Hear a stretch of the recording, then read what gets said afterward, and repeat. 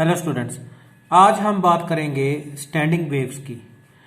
तो standing waves को समझने के लिए सबसे पहले हमें रिफ्लेक्शन ऑफ वेव समझना पड़ेगा कि जब भी हमारी इंसिडेंट वेव रिफ्लेक्ट होती है या तो फ्री बाउंड्री से या फिक्स्ड बाउंड्री से।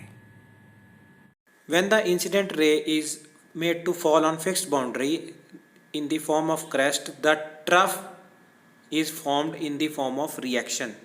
If we are having free end, the incident pulse is in the form of crest and the reflected pulse is also in the form of a crest.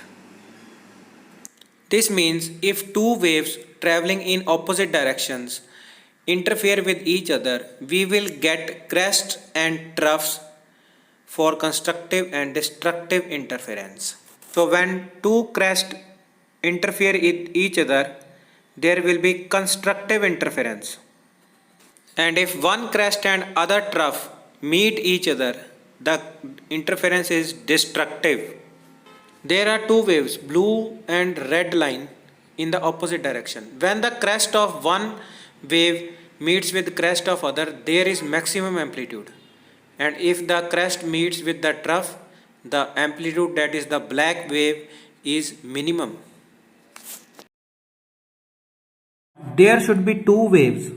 One should be along positive x-axis, means a sine kx minus omega t, and other should be of negative x-axis, kx plus omega t.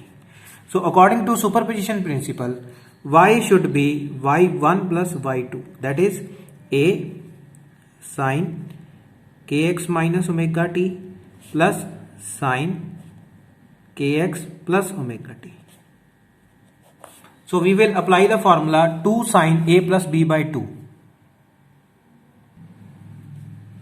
2 sine 2kx by 2 into cos minus omega t 2 omega t by 2.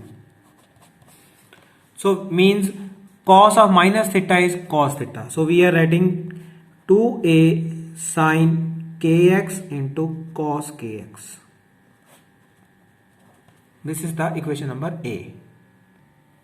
The equation A represents the equation of standing wave with amplitude of this term, that is 2a sine kx. A is equals to 2a sine kx.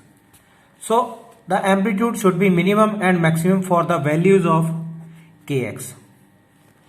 For maximum amplitude, sine kx should be equal to 1, which means kx should be equals to n plus 1 by 2 pi, where n is equals to 0, 1, 2, 3, dash dash. Okay. We know k is equals to 2 pi by lambda.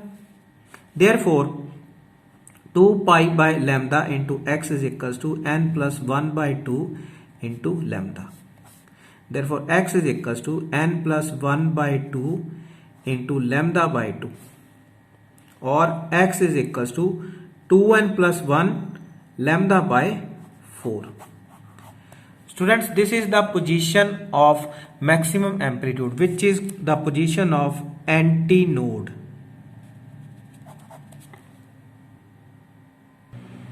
Now for minimum amplitude, 2a sine kx should be equal to 0, which means kx is equals to n pi. N is equals to 0, 1, 2, 3. K means 2 pi by lambda into x is equals to n pi. So x is equals to n lambda by 2. This is the minimum amplitude, means this is the position of node. Students, you can see that the position of node and antinode. Antinode is of maximum amplitude and node is of minimum amplitude. Now we will find the position of nodes and antinodes in a string of length L, which means we will put the x as L and n is equals to 1. X is equals to L and n is equals to 1. So equation B becomes L is equals to lambda by 2, which is the first wavelength. So for length L, the wavelength is half only, which means there may be crest and one trough.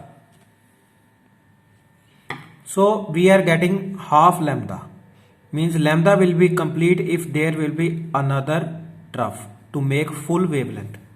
Okay, so if L is equals to lambda 1 by 2, means lambda 1 is equals to 2L. The relation between speed, frequency and wavelength is V is equals to nu lambda, means V1 is equals to lambda 1 into nu. So if we get lambda 1 is equals to V upon nu 1, putting this value in equation number 1, therefore L is equals to V upon 2 nu 1. So nu 1 is equals to V upon 2L. So students, this is the first, lambda 1 is the first wavelength and nu 1 is the first frequency, which means this is the fundamental wavelength and this is the fundamental frequency. If we put n is equals to 2 in equation number B, we will get L is equals to 2 lambda by 2, that is L is equals to full lambda. So L is equals to lambda, means full lambda, full wavelength, one crest, one trough, one crest and one trough. Okay, now we will find the frequency for this length. So nu 2 is equals to lambda by, nu 2 is equals to V by lambda 2. Lambda 2 is equals to L. So V by L, multiplying both the numerator and denominator by 2. So if I compare it with this equation, we are getting 2 nu 1. So nu 2 is equals to 2 nu 1. So students, this is the fundamental wavelength and fundamental frequency and is called first mode of vibration. If I am putting n is equals to 2, we are getting this second mode of vibration for lambda 2 and nu 2, means for wavelength and for frequency. If I am putting 3, n is equals to 3, so I am getting nu 3 and lambda 3. That is the third mode of vibration. So L is equals to 1.5 lambda 3. So for third mode of vibration, we are having lambda L is equals to 3 by 2 lambda 3. So 1.5 means this is lambda 3 lambda by 2. Similarly, for the fourth mode of vibration, fourth mode, n is equals to 4, so we are getting lambda 4, fourth wavelength and fourth frequency. So students, we can write in a stretched string nu 1, nu 2, nu 3, nu n is equals to 1, 2, 3 up to n. So these are the position of antinode and nodes. So here antinode is, if this is equals to 1, this is equals to lambda, so this is half lambda, so here we are writing lambda by 4 and node is at lambda by 2. So lambda, so antinode is at 3 lambda by 4 and node is at full lambda.